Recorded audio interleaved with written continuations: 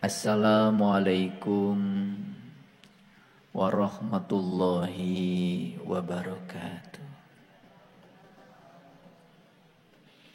Alhamdulillahillazi binuri jamalihi adha'a qulubal arifin wa bihaibati jalalihi akhraqa fu'adal asyikin wa ammara siral wasilin. Asyhadu an la ilaha illallah wahdahu la syarikalah rabbul alamin. Wa asyhadu anna Muhammadan abduhu wa rasuluh asrafal anbiya'i wal mursalin. Sayyidina Muhammadin wa ala alihi wa sahbihi ajmain. Subhanaka la ilma lana illa ma 'allamtana innaka antal alimul hakim.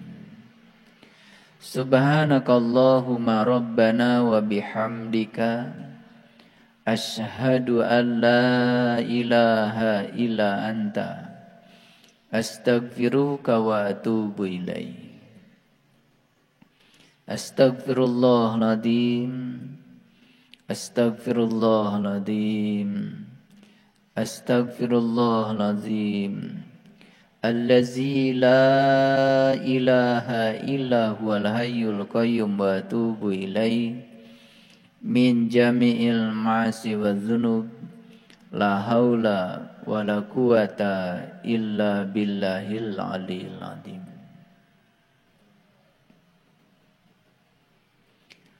Memiliki pikiran yang jernih tentu saja sangat berkontribusi untuk memiliki perkataan yang jernih. Sangat berkontribusi untuk memiliki tindakan yang jernih. Pikiran itu adalah pelopor. Pikiran itu adalah awal dari segalanya. Pikiran itu adalah pencipta segala hal. Siapapun yang memiliki pikiran yang jernih, kata-kata yang jernih, tindakan yang jernih, maka kebaikan semesta yang akan datang kepada dirinya itu seperti bayangan yang tidak akan pernah berpisah dari tubuh. Itu sebuah kepastian. Sebaliknya, mereka yang memiliki pikiran yang keruh, bisa jadi pikiran keruh itulah bibit lahirnya kata-kata dan tindakan yang keruh. Kekeruhan pikiran yang telah melahirkan perkataan dan perbuatan yang keruh tentu saja akan menimbulkan kekeruhan bagi semesta ini. Kepastian penderitaan yang akan datang kepada orang yang memiliki pikiran yang keruh itu seperti roda delman mengikuti kuda yang menariknya. Kemanapun dia pergi, pasti akan mengikutinya. Itulah kepastian dari semesta. Oleh karena itu, beruntunglah orang-orang yang sudah memiliki pikiran yang jernih. Dan pikiran yang jernih dilahirkan oleh jiwa yang suci. Maka Quran memberikan apresiasi, beruntunglah mereka yang berhasil menyucikan jiwanya. Dan merugilah mereka yang gagal untuk menyucikan jiwanya. Yang berhasil menyucikan jiwanya, pasti akibatnya menjadi bahagia. Yang gagal menyucikan jiwanya, akibat yang pasti adalah dia akan menderita. Oleh karena itu, kita beruntung sekali mendapatkan kesadaran untuk selalu menjadi yang terbaik untuk jiwa kita. Tetapi tidak merasa diri setiap saat menjadi yang terbaik. Merasa diri yang terbaik akan membuat kita tidak akan naik kelas untuk menjadi yang terbaik. Hanya perasaan saja. Tetapi ketika kita berjuang untuk menjadi yang terbaik, insya Allah setiap saat semesta akan memberikan jalan bagi kita untuk menjadi yang terbaik. Oleh karena itu, berada di majelis ilmu semacam ini merupakan karma agung yang diberikan semesta untuk orang-orang yang terpilih. Mari kita puji Dia bersama-sama membaca hamdalah. Alhamdulillahi Rabbil Alamin. Kita awali kajian kita di pagi yang penuh berkah ini dengan mengheningkan cipta kita, mengosongkan gelas kita, membuka pintu yang menutupi gelas itu, agar aliran pengetahuan semesta mengalir kepada kita dan mengubah kesadaran kita. Kita sapa asmaullah dengan kelembutan dan cinta, seraya membaca basmalah. Bismillahirrahmanirrahim. Wa idza sa'alaka ibadi anni fa inni qarib. Apabila bertanya kepadamu, ada yang bertanya kepadamu tentang aku, kata Allah, dari sebagian hamba-hambaku, jawablah bahwa aku dekat. Siapa sih hamba Allah itu? Hamba Allah itu adalah mereka yang telah sukses menghambakan dirinya kepada Allah. Apa cirinya hamba Allah yang gampang dilihat? Cirinya hamba Allah itu tidak terganggu oleh hinaan dan tidak pernah terpengaruh oleh pujian. Karena dia sudah menghambakan diri kepada Allah dan tidak menghambakan diri kepada manusia, maka dia tidak pernah terganggu baik oleh hinaan manusia maupun oleh pujian manusia. Dihina tidak menjadi tumbang, dipuji tidak menjadi terbang. Itu cirinya hamba Allah yang gampang diukur.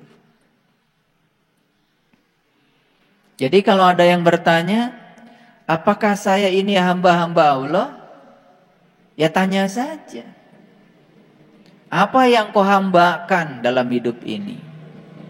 Kalau sudah menghambakan diri kepada Allah, tentu saja kita terbebas dari segala penghambaan dari yang selain Allah.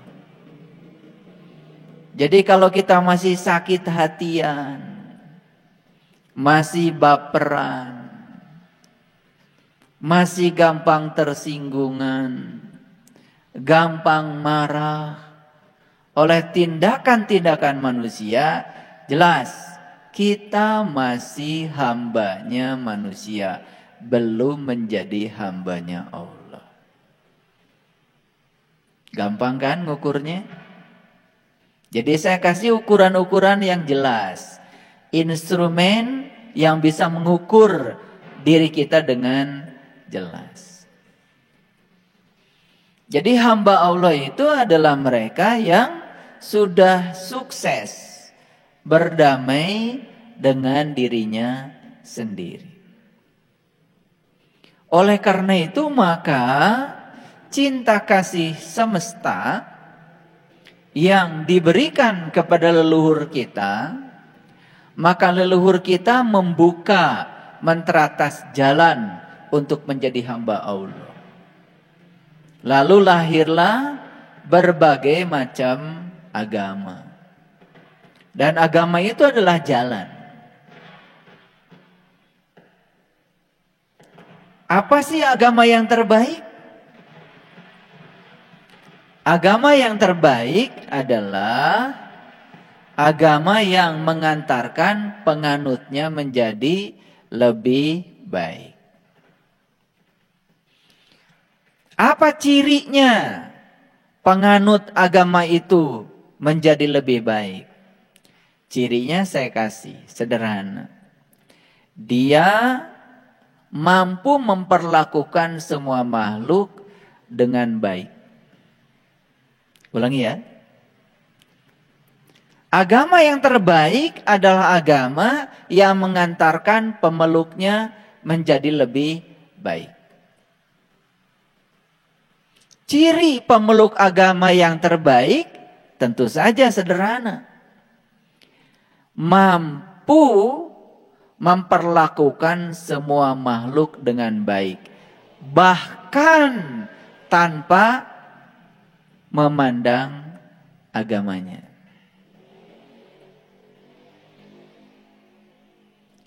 Itu ukuran yang kedua. Sederhana kan? Nah, jadi hari ini, di awal pertemuan ini saya akan memberikan ukuran-ukuran, instrumen untuk mengukur. Jadi kalau tadi ukuran yang pertama, saya ini hamba Allah atau bukan? Ukur. Kalau kita masih terganggu oleh hinaan dan pujian manusia, berarti belum menjadi hamba Allah. Yang kedua,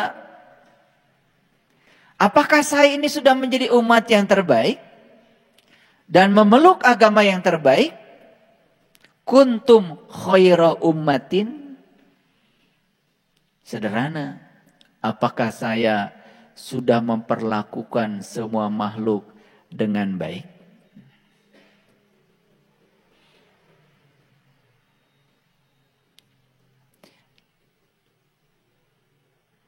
Ketika seseorang itu sudah menyelami jalan terbaik lewat agama yang dianutnya,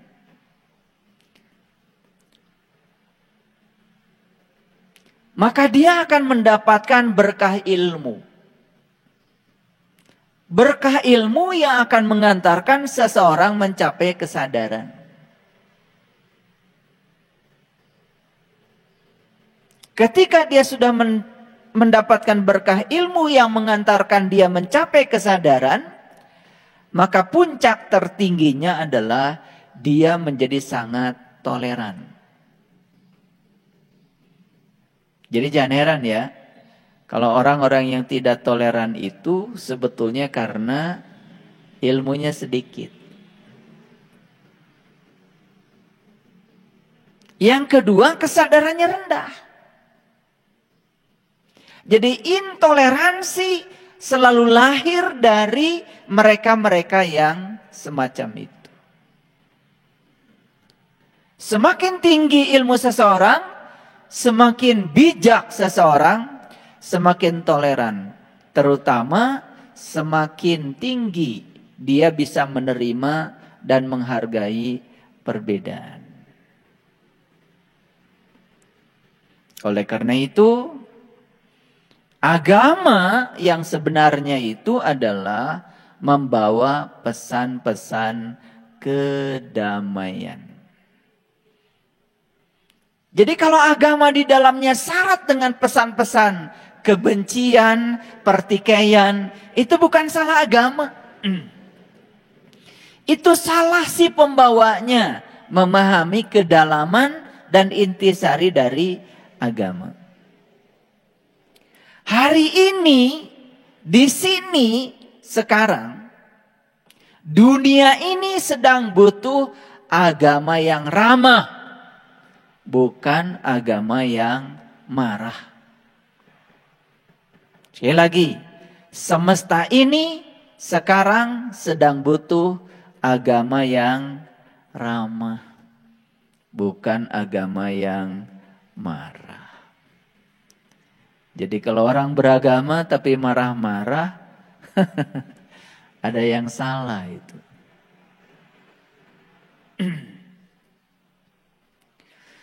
Prinsip kemanusiaan yang paling universal, yang tidak bisa ditolak oleh kita, adalah perbedaan. Prinsip kemanusiaan universal yang tidak bisa ditolak oleh kita adalah perbedaan. Dan yang menciptakan perbedaan itu adalah pemilik semesta itu sendiri.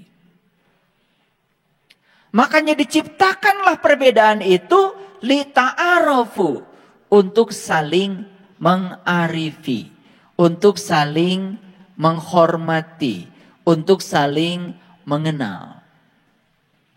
Makanya begitu kita tidak mengenal, maka kita akan terjebak pada keinginan untuk mempersamakan semua yang berbeda. Disitulah akan timbul yang namanya pertikaian. Pertikaian terkecil yang akan terjadi tentu saja di rumah. Makanya Rasulullah mengatakan nikah itu setengah agama. Karena nikah itulah latihan dasar untuk bisa menghargai prinsip kemanusiaan yang universal yang bernama perbedaan. Makanya suami istri disebutnya juga pasangan. Pasangan jelas kiri kanan. Pasangan jelas berbeda. Makanya siapapun yang mencoba ingin menyamakan perbedaan, bersiap-siaplah untuk memasuki cekcok dan pertikaian yang tidak akan pernah ada habisnya. Ya toh?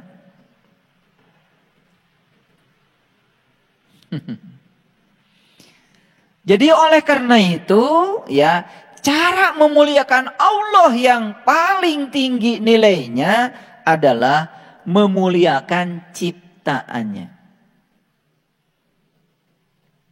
Jadi aneh ya, kalau yang gaib disembah terus, dipuji-puji, tapi Allah yang nyata dihina dan dinistakan.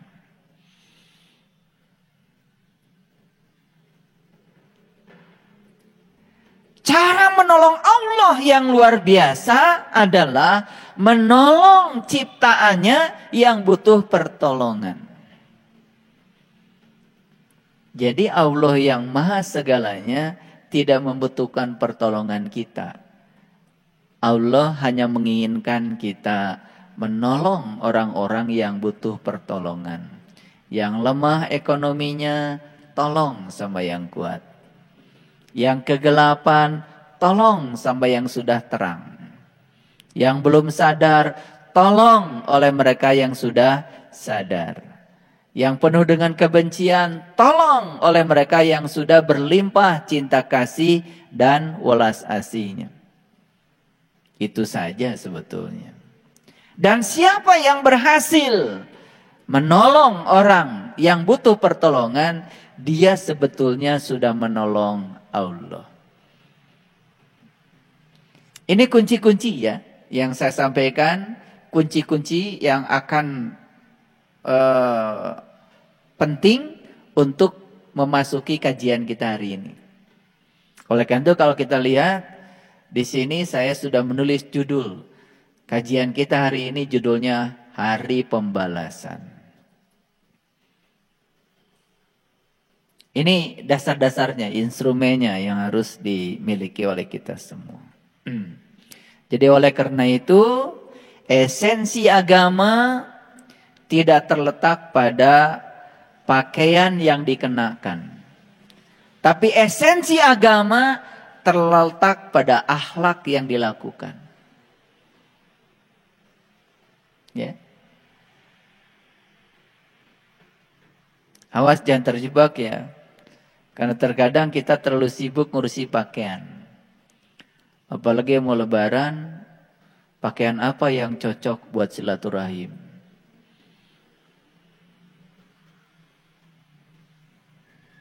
Tas mana yang saya pakai nanti ketika berkunjung ke rumah mertua? Slopnya yang mana? Lipstiknya yang mana? Warnanya seperti apa? Sibuk. Itu bagus? Tentu saja bagus. Karena harus cantik pergi kemanapun. Tetapi itu bukan esensi agama.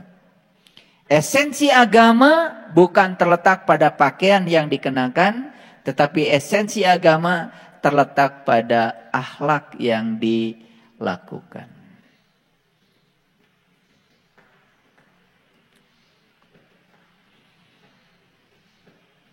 Kenapa saya bicara ini di awal pertemuan ini? Karena banyak yang tidak sadar, kalau ditanya siapa yang kamu pertuhankan, jawabannya Allah. Tetapi di prakteknya yang dipertuhankan adalah agama. Siapa orang yang menuhankan agama? Apa cirinya? Cirinya sederhana. Siapapun orang yang memusuhi orang lain yang berbeda agama dengan dia, sesungguhnya dia menuhankan agama.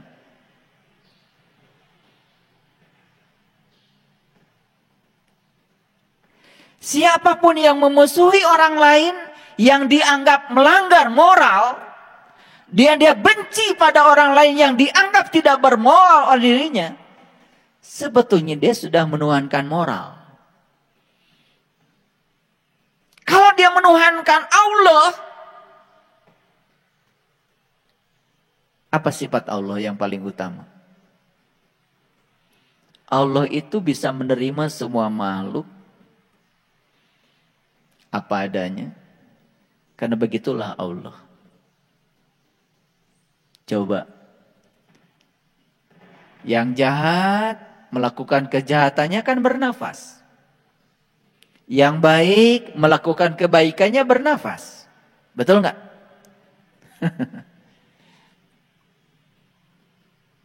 Seperti itu Allah. Cara menghargai makhluknya. Dan sama sekali Allah tidak pernah membeda-bedakan. Cinta kasihnya beliau itu tanpa batas pada semuanya. Kita aja terkadang sering kegeeran. Karena rajin melaksanakan ritual agama, seakan-akan kalau kita dapat kebaikan, itu akibat dari kebaikan kita. Sombong sekali. Semua kebaikan yang Allah berikan kepada kita adalah hadiah, bukan karena kebaikan kita.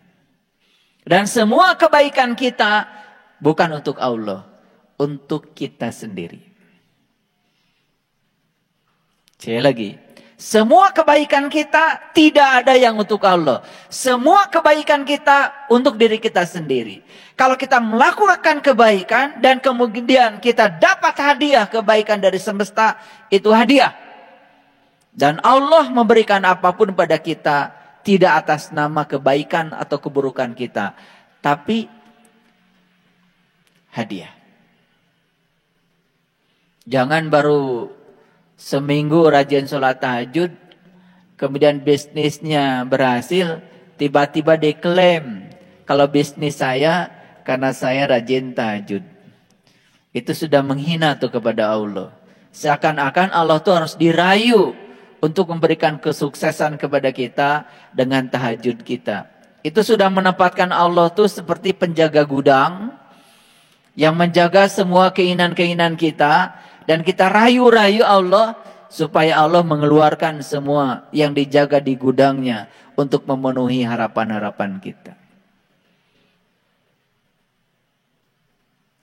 Camkan kata-kata saya. Tidak ada kata-kata saya yang sia-sia. Satu kata camkan. Saya kalau berbicara sebisa mungkin tidak banyak kata. Dan sebisa mungkin setiap kata yang saya ucapkan itu memiliki tujuan untuk menyampaikan pesan saya.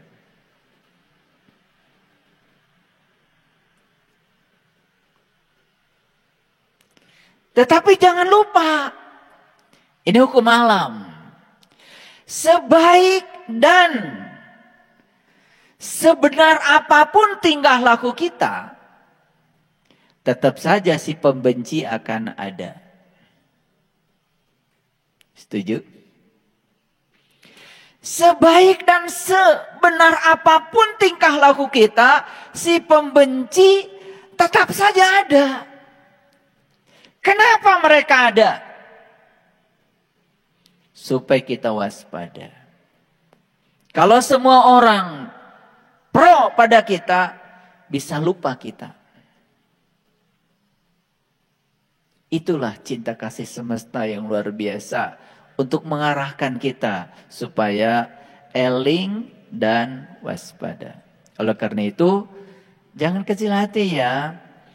Saya rasanya sudah melakukan tindakan yang benar, saya rasanya sudah melakukan tindakan yang baik, tapi kok orang-orang masih benci sama saya?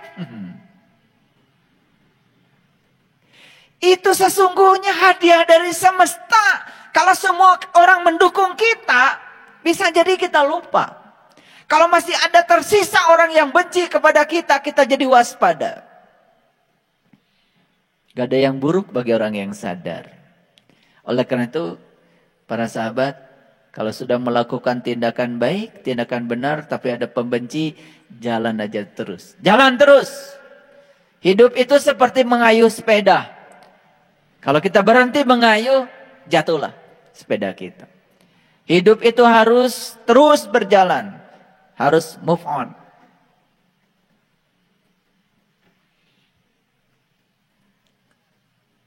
Oleh karena itu, saya mengajak para sahabat semua, mari kita mempercantik dunia yang sudah cantik ini. Itu yang dikatakan leluhur kita, memayu hayuning bawono. Mempercantik semesta yang sudah cantik ini. Karena Allah sudah menciptakan semesta ini begitu cantik. Dan tugas kita datang ke semesta mempercantik semesta yang sudah cantik. Gimana cara mempercantiknya? Berhenti bertikai. Berhenti memecah belah. Jaga kasih sayang, jaga persaudaraan, jaga persatuan. Keren tuh. Disitulah kita punya kesempatan untuk mempercantik semesta yang sudah cantik ini. Mau nggak semua berkontribusi untuk itu? Kalau mau, ayo. Kesempatan kita cuman saat ini, di sini, sekarang. Tujuan hidup yang sebenarnya adalah hidup itu sendiri.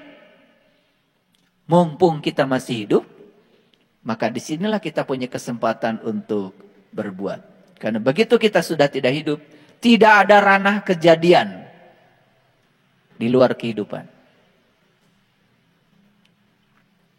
Baik, sekarang saya akan masuk pada topik kita hari ini. Judulnya Hari Pembalasan. Begitu saya nulis hari pembalasan, biasanya otak kita langsung terkoneksi. Oh, itu hari akhir. Terkoneksi biasanya, oh itu hari kiamat.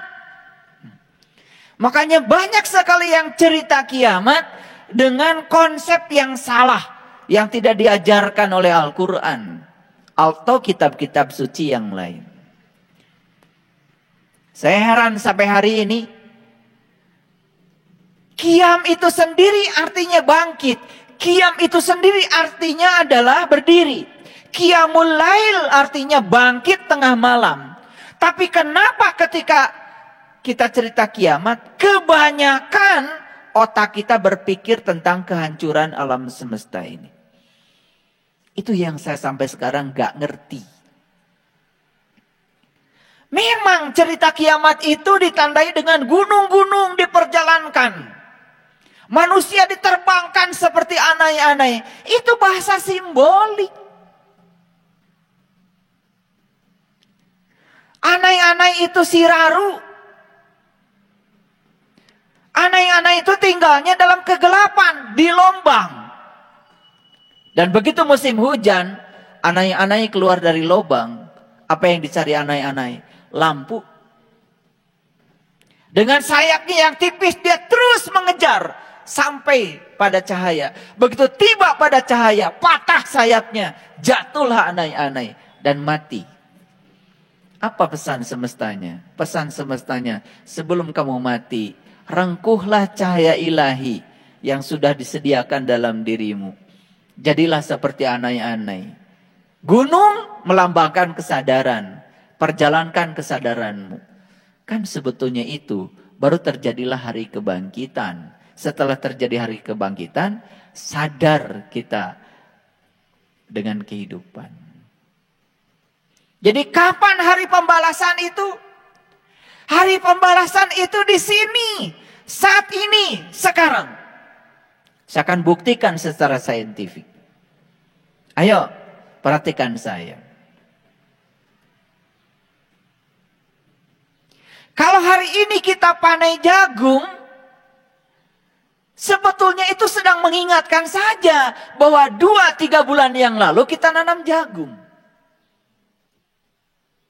Kalau hari ini kita panen pisang, hanya sedang mengingatkan saja bahwa setahun yang lalu kita tanam pisang.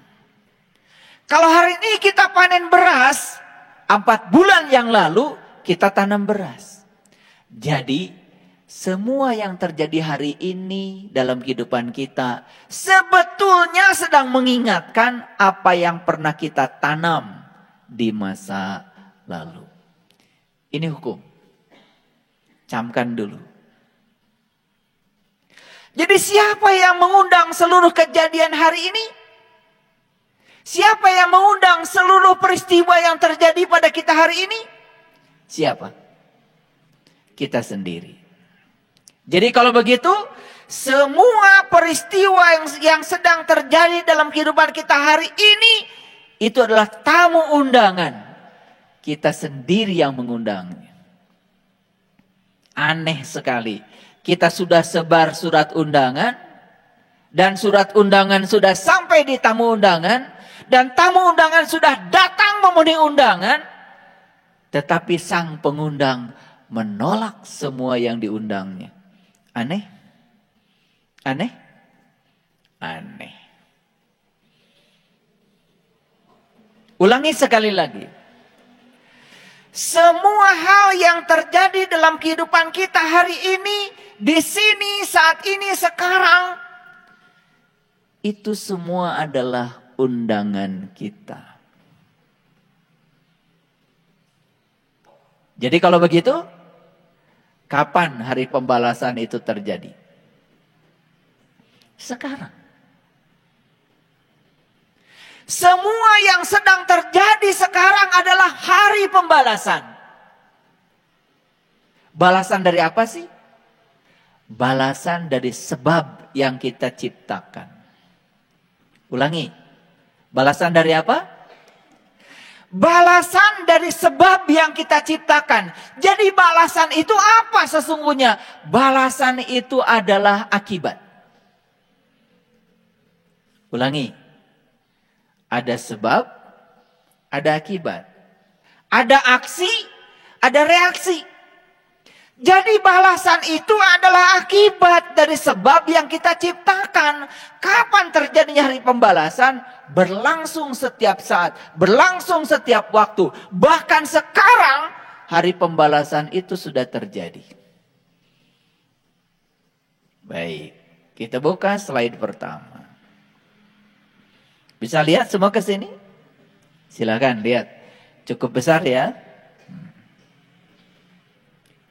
Sebab baik akan mengakibatkan akibat baik. Dan ujungnya adalah kebahagiaan. Sebab buruk akan mengakibatkan akibat buruk. Dan berujung penderitaan. Jadi kenapa saya bahagia sekarang? Itu hari pembalasan. Dari sebab baik yang sudah kau ciptakan. Kenapa saya sekarang kok menderita? Itu hari pembalasan. Dari apa? Dari sebab buruk yang sudah kau ciptakan. Sesederhana itu. Itu yang kemudian sering disebut dalam bahasa tradisi lain dengan hukum karma. Kalau kita mengenal Yaumiddin, hari pembalasan. Jadi beda bahasa saja. Ada yang mengatakan hukum karma, hukum sebab akibat, ada yang mengatakan Yaumiddin. Sebetulnya yang sedang dibicarakan adalah semesta yang sama. Yang sedang dibicarakan adalah kejadian yang sama. Cuma dipandang dari tradisi yang berbeda. Dalam bahasa Arab disebutnya saum. Dalam bahasa Pali disebutnya puasa. Sebetulnya sedang menceritakan sebuah keadaan yang sama. Tinggal di dalam keluhuran. Cuman satu menggunakan bahasa Arab, satu menggunakan bahasa Pali. Tetapi harus hati-hati, tidak semua bahasa memiliki tradisi yang sama. Oleh karena itu maka kita harus belajar etimologi bahasa kalau ingin memahami sesuatu. Makanya saum dan puasa bisa sama, bisa juga berbeda. Tergantung sudut pandang. Saya tidak akan membahas itu karena di ceramah-ceramah saya sebelumnya sudah terlalu banyak saya membicarakan itu secara dalil dari kitab suci maupun dari tinjauan saintifik. Bahkan saya sudah menjelaskan apa peran saum secara medis. Itu luar biasa ya, ternyata luar biasa. Baik ya, sebulan setelah kita saum jangan lupa pertahankan kebiasaan tubuh yang sudah diperoleh agar ya protein autofagisom yang diperoleh itu terus-menerus bisa diproduksi. Makanya setidak-tidaknya para sahabat nanti melaksanakan saum seminggu 2 kali. Senin dan Kamis. Itu kan dianjurkan oleh Rasulullah. Karena akan saya buktikan hari ini bahwa makanan itu adalah pengurang kesadaran.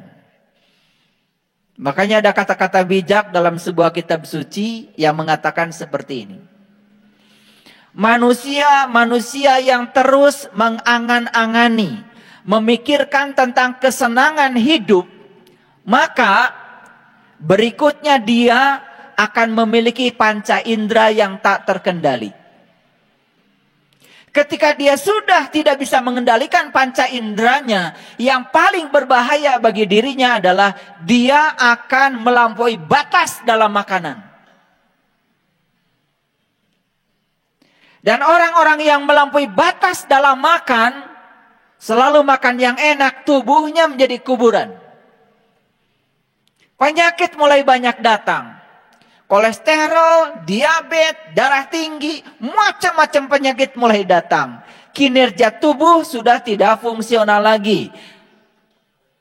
Kalau kinerja tubuh sudah tidak fungsional lagi, produktivitas menurun. Yang terjadi berikutnya adalah malas. Dan setelah malas, ikhtiar menjadi kurang semangat. Maka di akhir perjalanannya apa? Penderitaan.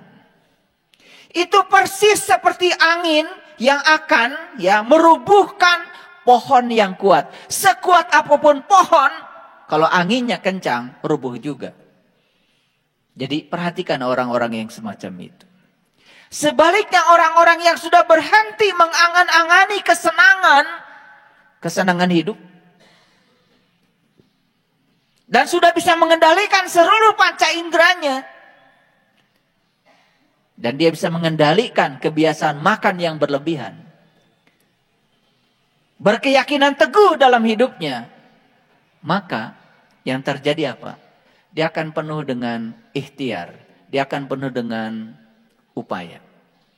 Maka saya yakin dia itu seperti batu karang yang sulit untuk dihancurkan oleh angin sebesar apapun. Angin sebesar apapun bisa meruntuhkan pohon yang kokoh. Tetapi angin sebesar apapun tidak akan bisa meruntuhkan batu karang. Kita harus punya atap yang tebal. Kalau atap kita terbuat dari alang-alang dan jarang atapnya, begitu hujan turun pasti bocor. Tapi kalau kita punya atap dari alang-alang, tebal atapnya, sebesar apapun hujan turun, gak bocor. Jadi kita ini sering bocor. Karena apa? Karena kita tidak memiliki pertahanan. Disinilah sebenarnya perannya agama. Makanya agama harus mengantarkan kita dalam dimensi spiritualitas. Supaya kita punya ketangguhan. Nah, yang saya sampaikan tadi itu adalah ciri-ciri manusia tangguh tadi. Bisa mengukur dirinya. Baik para sahabat.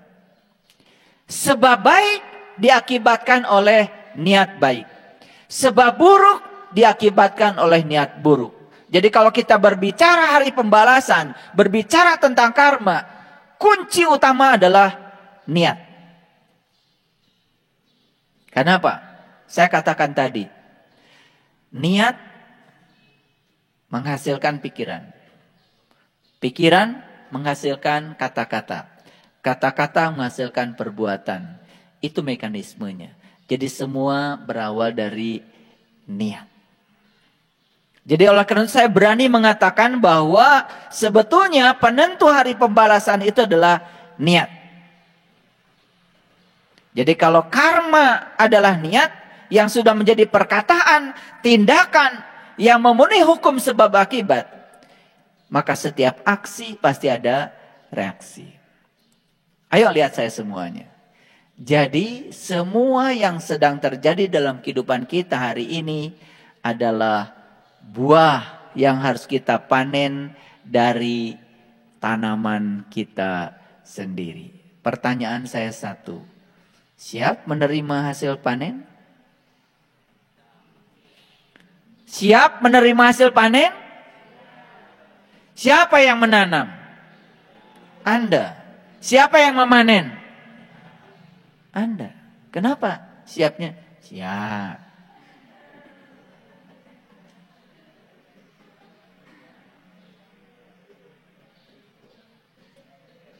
Siap. Kenapa tidak siap? Gitu. Karena kita sudah sadar sekarang. Oh, ternyata semua yang terjadi dalam kehidupan saya hari ini adalah buah yang harus dipertanggungjawabkan oleh saya. Hasil tanaman saya sendiri. Belajar dong, gentleman. Belajar menjadi penanggung jawab pada semua tindakan yang kita buat sendiri. Kita sering jadi pengecut. Berani berbuat, tetapi tidak berani bertanggung jawab. Nah loh, itulah sumber penderitaan kalian. Dan saya bilang sekali lagi, yang membuat manusia menderita bukan kenyataan hidup. Yang membuat manusia menderita adalah penolakan dia terhadap kenyataan hidup. Saya kasih tahu ya, sekali lagi. Tidak ada kenyataan hidup yang membuat seseorang menderita. Karena semua penderitaan berasal dari penolakan dia terhadap kenyataan.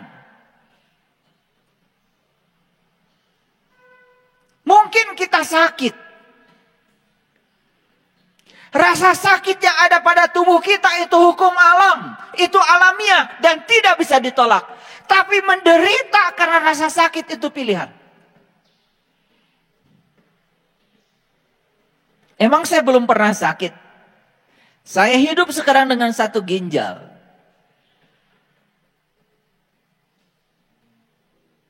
Itu pelajaran yang sangat luar biasa untuk hidup saya. Dan saya harus kehilangan ginjal kanan saya. Sakit. Sakit itu alamiah. Ketika dioperasi, dikeluarkan, dirobek-robek perut kanan sebelah kanan ini. Dan kemudian dijahit bagian dalam. Kata dokter ada puluhan, bahkan mungkin saja lebih dari puluhan pembuluh darah yang harus diikat kembali.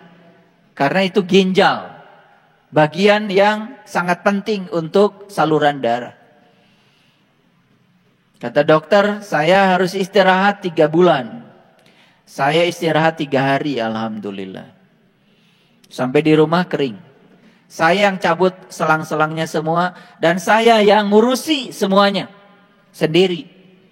Karena gak ada yang berani lihat luka. Dari sini menganga sampai sini. Seminggu setelah itu saya pergi ke Samarinda. Ada kajian di sana.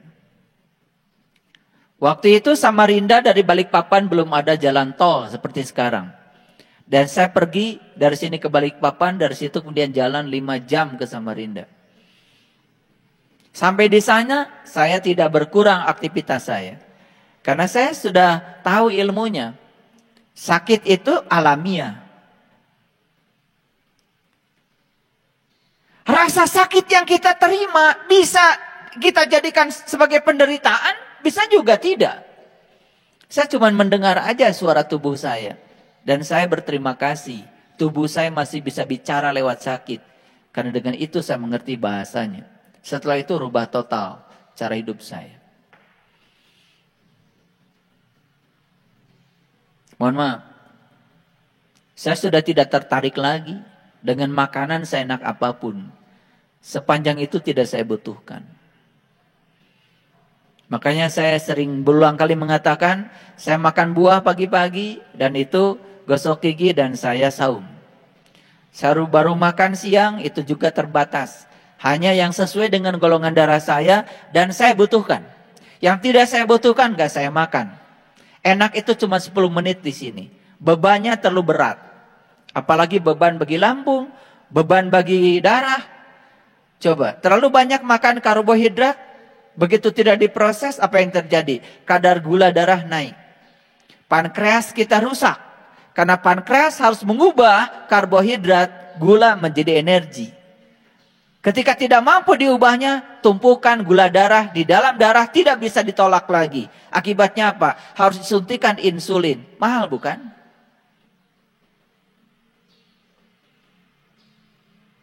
Jadi aneh ya. Kita takut menghadapi kematian, pengen umur panjang, tetapi kita tidak pernah mempanjangkan umur kita dengan ikhtiar kita. Aneh bukan? Karena apa?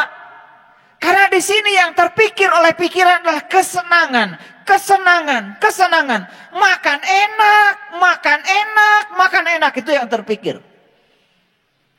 Maka 75% orang yang level ini uangnya habis buat ngurusi tubuh dari leher ke bawah.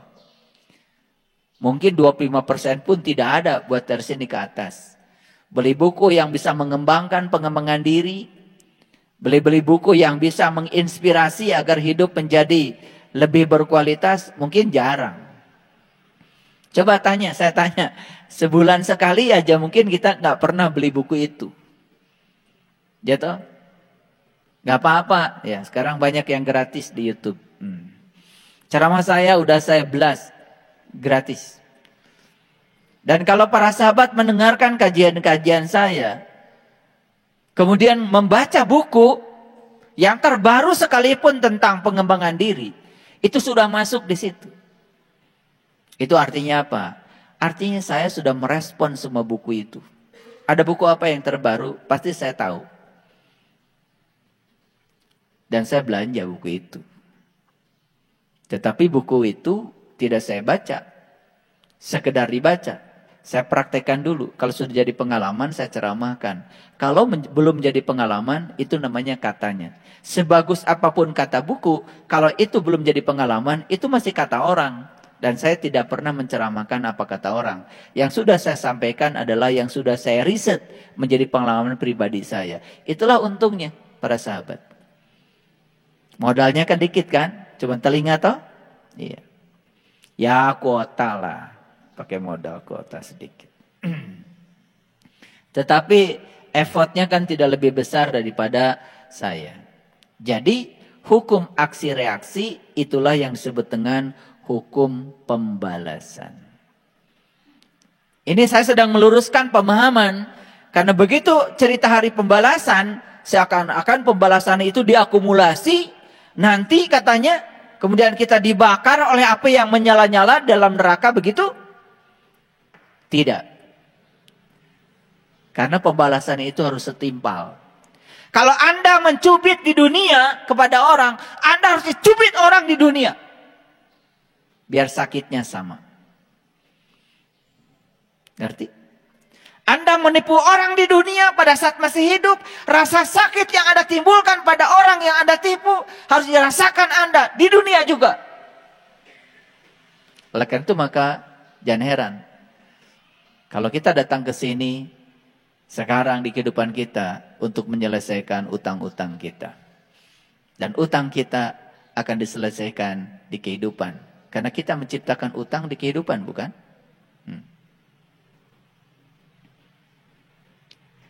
Sakit yang kita timbulkan kepada makhluk lain akan datang dengan sakit yang sama.